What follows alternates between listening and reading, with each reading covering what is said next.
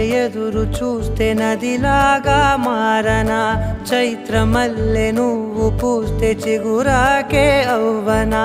నన్నే వరించే యువరాజును అంట నీ యువరాణి